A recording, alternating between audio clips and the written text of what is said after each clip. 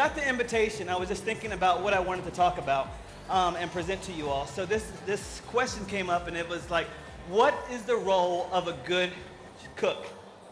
What's the role of a good cook? And I thought about it, and I was thinking, there are many things, but have you ever, but a good cook makes you feel something. Have you ever had a meal before, and you just bite into it, right? And it just, and like you just begin to think about your grandmama in the kitchen just cooking away. Or maybe, brothers, if you ate something before, and you're like, she made this for me? I gotta put a ring on it. Just something, right? Food should make you feel something. And I think that we spend so much time about that particular moment, right? The in-meal experience, how people feel. But do we ever think about how they feel after the meal? Do we ever think about what happens after they leave the dinner table? How much time do we spend thinking about that? Do we ever think about the health issues associated with the food that we prepare? Not a lot of time. And in my own experience, that's something that I had to confront. Now, don't get me wrong. I don't think that we're responsible for if someone has diabetes and they sit down at your table and they eat that whole cake. That's on them. They got to have some common sense. However, I do think that we can all agree that we can all be just a little bit more educated about the food that we prepare, how we prepare it, and its effect on our bodies. Can we agree to that? All right. So with that, we do have a presentation. Let's keep going. Next slide. So I like to do slides because I want people to walk away with something, because today is not just about the recipe, it's about giving you all ideas. Next slide. Next slide. Okay, so I want to introduce this concept of calorie-conscious cooking. All right? Now, I don't like the word healthy because the reality is healthy is really relative, right? And people think of healthy, they think of lettuce, chicken breast, and salads, and ain't nobody got time for that. And I personally don't believe that God will put us on this earth, have all these amazing cultures, this wonderful food, and give us jollof rice and say, like, you can't eat it. The devil is a lie. So, calorie-conscious cooking is just being aware of how the food we put into our bodies, how it makes us feel, and how it contributes to our overall wellness and well-being.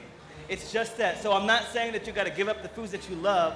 I'm just saying that you need to be a lot more conscious of how that food is making you feel in your overall wellness. Next slide. So let me give you 3 tenets of calorie-conscious cooking that I've come up with that help to guide me in my own lifestyle, because I think that healthy living should not be starvation. It's very practical. Healthy living is very colorful, it's vibrant, it's flavorful. So the first thing that you got to do when you're in calorie-conscious cooking is to understand the ingredients and their benefits. It's the first thing. We're talking about if you're going to eat that sweet potato, go back. If you're going to eat that sweet potato, then you got to want to know, like, how many carbs that is. Is this a simple carb or a complex carb? It's just to understand the ingredients, right? Going past just putting stuff onto a plate, you want to understand it. The second tenet is to don't rely solely on oils and fats to give you flavor. That there are tons of vegetables and fruits that you can use and infuse inside of your meals in order to give it flavor. The third thing is to employ different methods. We can't always, just because we saw grandma do it, we don't need to keep on frying stuff. We can look at baking and roasting and grilling. You got to get different methods too and different tools, so you can get a non-stick skillet that will allow you to use much less oil. You can also do stuff like cooking on lower heats, all right? So this stuff is just, these are just practical things that we can all begin to do so we can live healthier and happier, all right? I say all right? Yeah. All right, let's move on. So the first thing we're gonna do is we're gonna substitute out the actual rice in the recipe, and we're gonna use a vegetable, and that vegetable is cauliflower. Did you know that you can cut out over half, more than half of the heavy carbohydrate calories just by substituting in a vegetable? Now the vegetable is going to come out to look like this. So we're going to walk through that right now. All right, so when you buy it, it looks a little bit like this, right? So the first thing we're going to do, and help me out, we're going to chop off the stems. Chop off the stems right there. Okay. Good. All right. And don't throw this away. Now, a lot of people throw away the stems, but I'm going to show y'all this is a no-waste recipe, meaning that you can use every part of this recipe in something else. It's always going to serve a purpose. Sorry, Yeah. Kevin? We already got questions? Are we still using the slides? Oh, no, I'm sorry. You can Yeah, cut so the can slides. we have the camera Cut just the zoom in slides. on what you're doing? Yeah? No, cut the slides. Cut the slides. Can we have the camera zoom in on what he's doing? Right, so people can just see Okay, from all over the come place. on over here. Because this part is really important. So let's give the stems over here to Chef James. Put those onto the baking sheet for me, and I'm going to be over there in 1 second. So what we're going to do,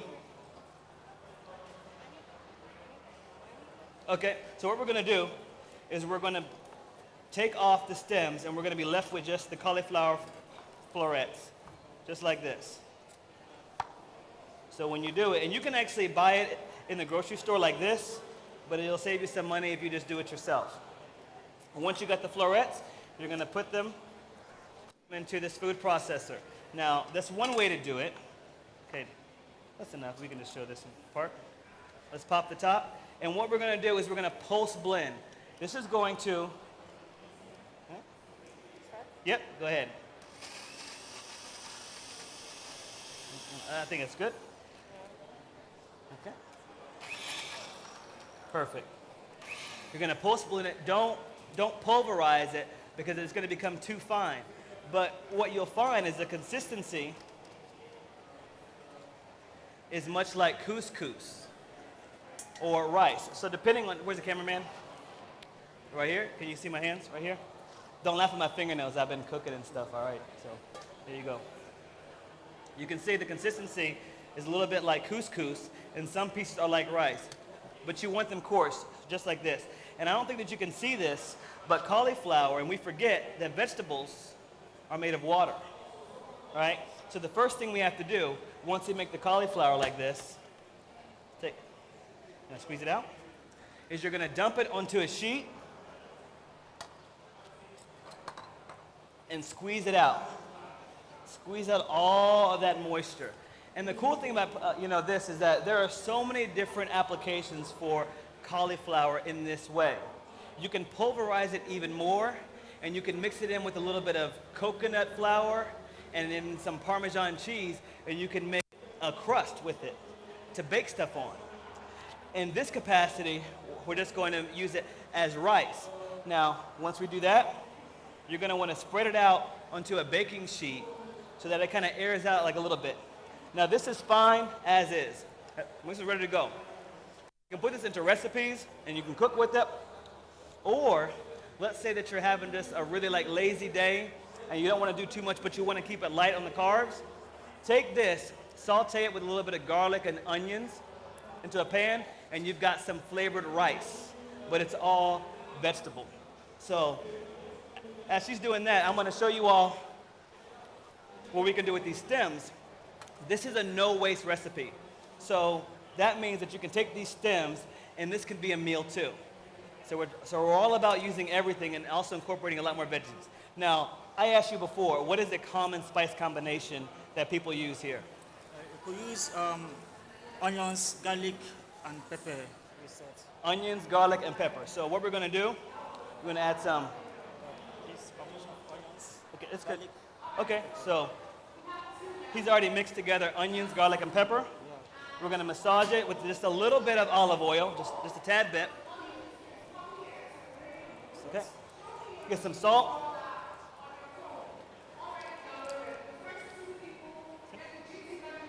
Perfect. You don't need pepper on there? We'll get a little bit of pepper as well. Okay. Okay, I'll do that right. Thank you for reminding me. Thank you. Okay.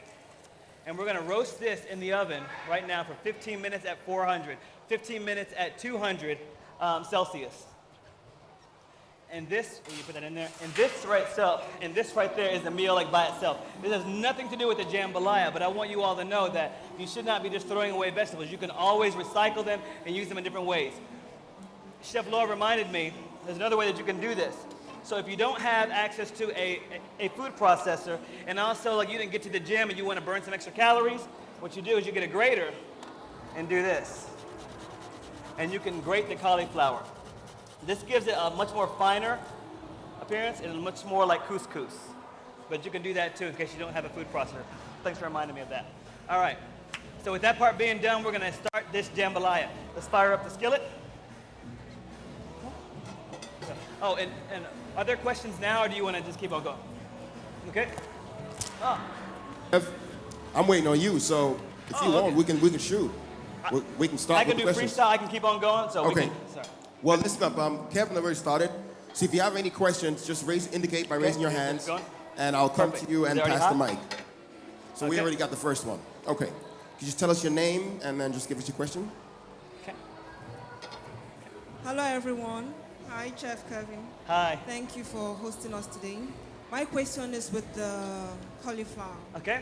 It's been squeezed out now. Are we baking it? And at what temperature? No. Just We're going to use this. Thank you. That's a great question. So you don't want to bake the cauliflower rice. You can.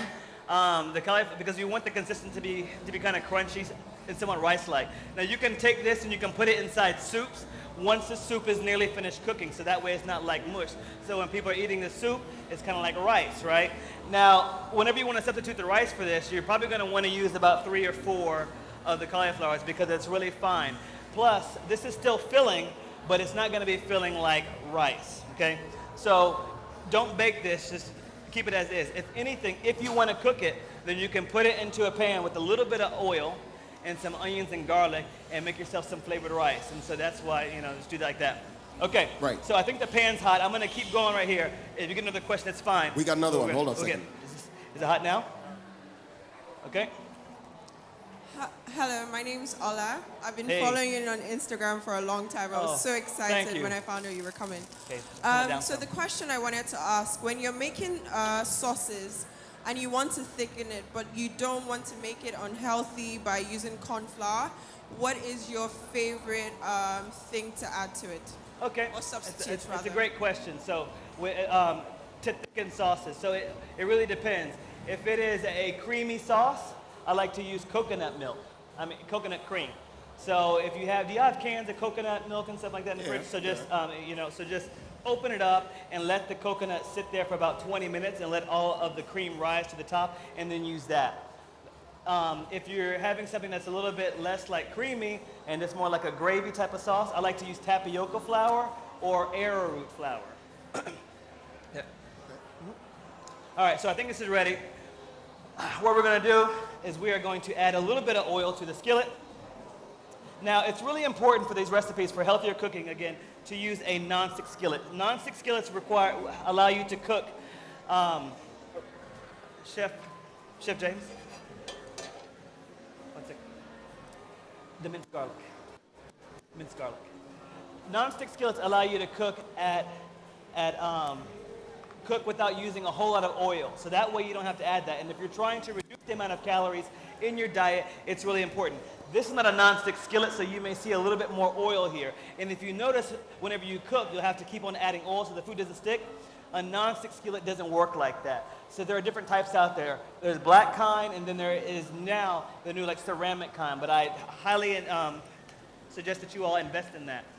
Okay, so that's about good. Let's chop up some more. Okay. All right. So the first thing we're going to do is we're going to saute a little bit of garlic and onion together. Now, when people do this, people tend to keep the skillet so hot that the garlic gets all brown and it burns. The most important thing that you want to do is we're trying to flavor the oil, which is important because we only have this much oil in this recipe, so we don't want to waste it all, right? So we're just trying to flavor it. That's good. That's good. That's good. Okay. Let's add that into this skillet. And we're also going to add a little bit of onion. Again, this process here is just to flavor the oil. We're going to reduce the heat just a little bit, and we're going to keep cooking this until the onions turn brown and translucent, and all the oil is flavored with the garlic. Again, we want to be careful not to burn the garlic. Let's move on to the protein. Chef James, you want to help me out with that? So we're going to keep on stirring this. We're going to monitor this. I'm going to put this on low heat, and you want to cook this for...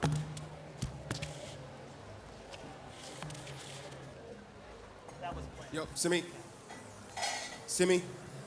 Okay, so that was planned. Are you good? Yeah, I'm good. I'm good. not only are my ears small, but I also like sweat like crazy just because. So it just kind of falls off me. All right, so we're gonna cook this for about 2 to 3 minutes and just make sure that the garlic does not burn, and we're gonna season the oil here. Now, next thing we're gonna do is get ready for the protein. Can you see that? And again, you want this on low heat. All right, let's get the protein ready. Do our vegetables. So, again, one of the things that I really love about calorie conscious cooking is being able to rely on vegetables. Now, I've seen the bell pepper in many recipes here, but sometimes with all the gravy and stuff, it kind of just looks like like a noodle. You really can't taste it. So you really want to rely on things like this to flavor your dishes. So you don't want to overcook them. First thing we're going to do is we're going to dice it up. Now, I was talking to her over at the academy, and I showed her a way that I like to dice up my bell pepper, and I want her to show you all that today. So it's a really easy way. You're going to chop off the bottom of it. We can get the cameraman up here to get this. Chop off the top of it, and you're going to make a really small cut on the side. Great. And then run your knife around the inside of it. And use a smaller knife if you have one. So that it comes right out just like this. So now whenever you dice it, let's do the slices. Okay. So whenever you slice it, it's much more uniform and a lot easier to do. Now, we're going to use this, but we're also going to have a little bit of celery. Celery is in the original recipe too, but what I like about celery is it's very hydrating, and it's got some crunch to it, and it does pack some flavor. Now, this is my own addition with some cherry tomatoes. I wanted the dish to kind of balance out some of the smoky, savory flavors, so instead of adding sugar, you can look to cherry tomatoes. You can also use cherry tomatoes in your smoothies. You know, these will get really creamy whenever you blend them up. So if you're trying to make something just a tad bit creamy, turn that heat down just a little bit, then cherry tomatoes would be a great addition to that. So I think this chicken is about done. Add in a little bit more sausage, and then we're going to now add in some diced bell pepper. Chef, I have a question for you real quick, please, yeah? Sure. Okay, so there's a lady who's asking, because you mentioned earlier that you don't like to waste ingredients, right? Mm-hmm. So she asked, the water that was squeezed out of the cauliflower, is it edible? Where is she? Where is she? Asked that question. Where is Over she? there. I want you to stand up and come up here right now, and I want you to taste this cauliflower water. Come over here and taste it. No, I'm kidding. She's like, no, and you don't want to taste that. That's she got me, but that's the one thing that I do kind of toss out. It's not that great. So with the chicken done on the outside, we're going to add in some bell pepper for some crunch, a little bit of celery as well. We're going to add in some sweetness with the cherry tomatoes. Again, this is my addition because I don't want to add in some sugar. Mm-hmm. And then where is our sauce? Get here. Let me get. So if you can't find tomato sauce, and we made this, then you can just make your own. Now how I do it is just roasting them in the oven for maybe like 15, 20 minutes until they're really soft. Put them into a blender and liquefy it. Now you can take some time and you can strain it, but I like to have a little bit of crunchiness, or not crunchiness, but some texture to my tomato sauce. So this is just like this. Now Chef James, because he's a hero, he went and he smoked this for about an hour and a half. So this is smoky tomato sauce. So this stuff is hitting. So we're gonna add a little bit of tomato sauce in there as well right now. This is going to boost the smoky flavor. And you can do stuff like that too if you can't get the smoked sausage. Thank you very much, Mara. We're going to add a little bit more of the bell pepper that she added in there. Chef, could you just, Yep. I mean, how do you smoke tomato sauce? How do you do that?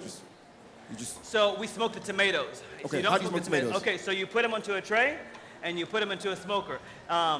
Chef James, you want to talk about how you did it here? Because he did it there at the culinary school. I have a smoker and grill at home, so what I would do is I would turn on the grill and get the smoke going at a very low temperature and put them in there for about 45 minutes. I think his way was a little bit different. What'd you do?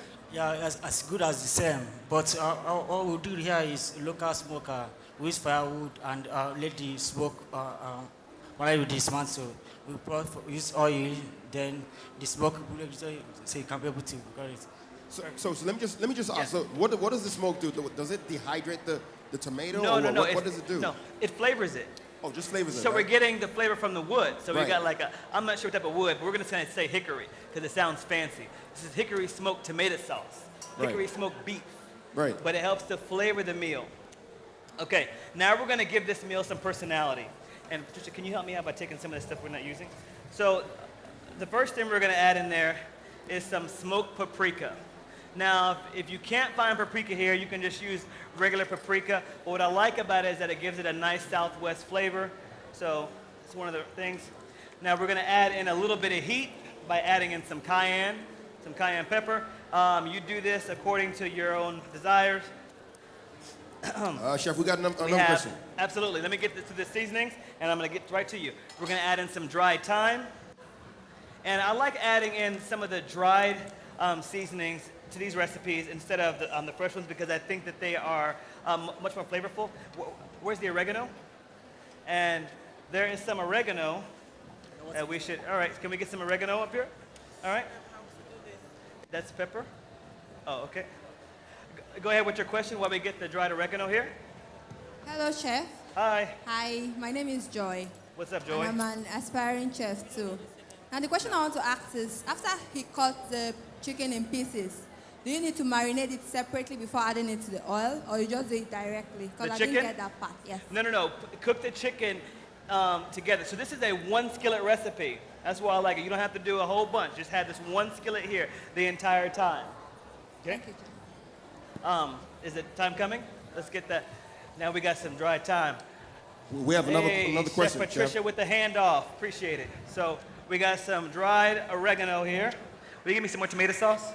Some more tomato sauce? Yes. No, tomato behind me. Okay. And then we're gonna stir this up and get this going. Now we're gonna reduce the heat because we don't want this to to overcook. Just a little bit of that. Okay. So this has been dried out, and what she did after she squeezed it out was she spread it out to make sure that there were no really big chunks in it, and also just so that they can breathe some, because again, you don't want a lot of that water and moisture into the recipe. So we're gonna add that to the dish. Remember, this is going to be our rice. Yeah, just put it all in there, it's okay. This is our couscous. And then we're gonna grab some chicken stock once this is all added in there. That's good. Yep. Thank you. Perfect. So we're gonna give this a good stir, and I'm not sure if the cameraman can see this, but it looks a lot like rice, doesn't it? And you can see. Oh, I've got this part. Give me a thing for that tomato paste. Yeah. And now we're gonna add in a little bit of the chicken stock. Let's get some chicken stock first. So we're gonna add in about a cup of the chicken stock. In here. And we're gonna bring everything to a simmer. All right. Now, depending on how you like it, if you like yours a little bit more loose, then you're not gonna add in as much tomato paste. But if you eat over at the yellow chili, then you know that theirs is pretty thick. So we're gonna add in some really thick scoops of tomato paste. Make it technically. Y'all saw them over here making it. Okay, now here's how I do my plate. I want everyone to stop what they're doing and look at these two slides. This is what your plate should look like. Now, I'm not saying nothing because I've been to Yellow Chili and I've also been to La Freak. The food was good, but the plate didn't look like this. So, when you are making your dinner plate, the first thing is that I want us to stop using platters for plates.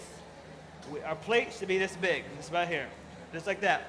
The second thing is that I want half of the plate with veggies. They can be raw or they can be cooked. Now, when I say cook, like my mom one time, she was trying to lose some weight. She's like, oh yeah, I had some steamed broccoli. And I was like, oh, okay, good, Mama. Yeah, Dad just put some cheese on top of it. And I said, wait, what? Yeah, he just melted up some cheddar cheese and put it on top. And I'm like, that's defeating the purpose. All right, so half your plate should be veggies. 30% of your plate should be a lean protein. So again, we're talking about chicken, some turkey, chicken breast, turkey. And maybe lamb is not lean, but if you cut off some of the fat, you can do that. And then 20% carbs. Now, when I say carbs, again, the veggies, that's not potato, all right? These are greens, and these are things that, they're non-starchy veggies. Carbs are things like rice, quinoa, potatoes, things like that. Chef, Where are so you? two things. Yeah. I have a couple questions, but I must just say something. Listen, we're running out of time, so we may not be able to entertain that many questions. Hold on a second, please.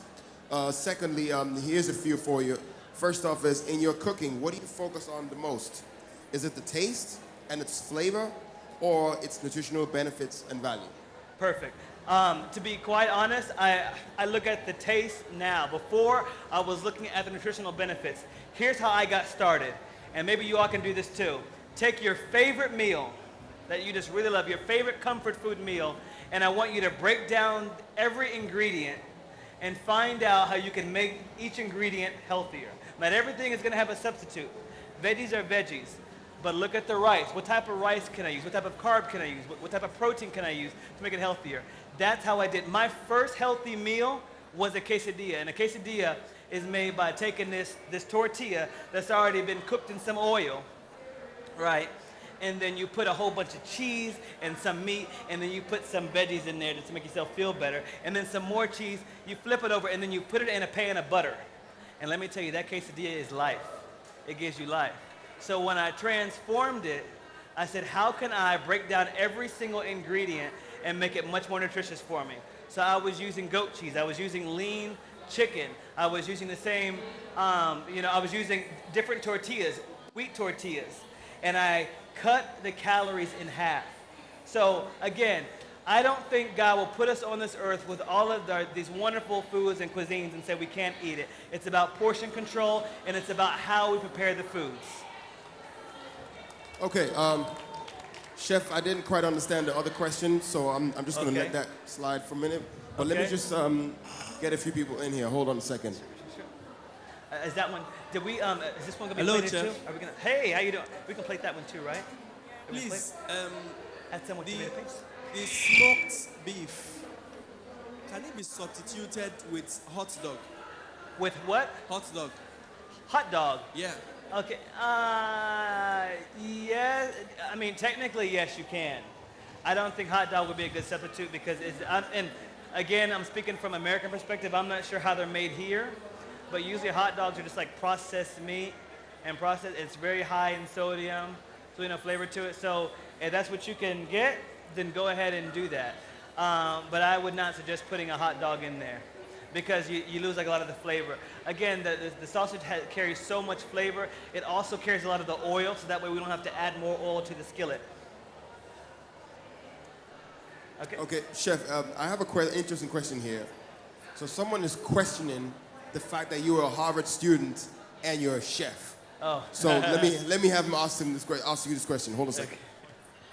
Hi, Chef. Hi. My name is Benjamin, and I'm kind of facing the challenge per se, and I found this as an opportunity to ask you. As an Harvard graduate, many people will look at you that you should be sitting at a corner in an office, putting on a suit, but you have decided to be in the kitchen.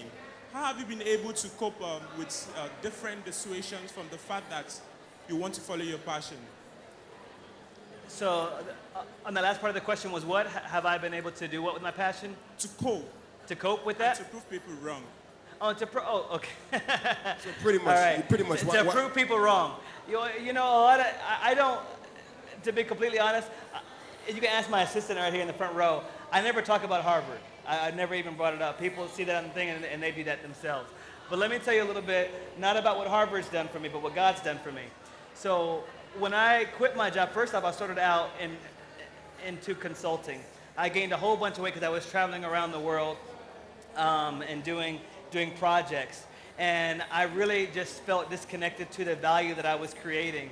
And as I gained my weight, I was really just trying to lose some weight. So on the side, I started up this whole passion project of Fit Man Cook, and it was not to go and change the world. It was not to do that. It was to change my diet and to do it for free. Because when I was sharing my recipes online, it was like a side hustle, right? So I was thinking, instead of paying somebody, let me share every single meal that I'm eating so I can get free advice. That's a good hustle, right? And it worked. But the reverse happened. I found out there were so many people just like me and just like y'all who are really passionate about changing their own diets. So people began to follow me in droves, and And it's funny because my company goes to this big conference every single year in Austin. I was invited to that conference as an employee, and they had no idea. And they had no idea about it. Take that out, please. That's way overdone. And so it was in at that moment, and I was thinking, like, maybe there's something to this. And people began to follow me in droves. And then I'll just tell you, I quit my job here as a black man in Lagos, Nigeria. You're looking at the top health male foodie in the world. I've got the #1 app in over 80 different countries. The executives in the side corner office, they're actually the ones calling me up to do projects. So I don't really have to go and prove anything wrong because there's just nothing to do there. Chef, I think I'm just gonna have to close it there because we really don't have time. But just one question, right? Yeah. So this lady was asking, can this jambalaya sauce be made abstract from the stack Absolutely, itself? it can. Because I think that hopefully, I put this recipe too, so that you all can see the similarities in African American cuisine and also like Nigerian cuisine with the jollof rice. So you can actually make this separately if you wanted to. Okay. So I want to thank you all again for having me out. It's been a complete honor, literally. It's been a complete honor just to be here. I had to be here at this event. Again, thank you to GTBank for giving me this opportunity and giving me this platform. And a big shout out to Chef Tion. Your students have been amazing. Can y'all help me thank, please, Chef James and also Laura in the kitchen? All right, y'all. Okay, my last thing here, and I told them too that I like to talk a whole lot, but I end every video with boom. So I want y'all to help me out to say boom, okay? All right, so I'm gonna say 1, 2, 3, boom, all right? 1, 2, 3, boom!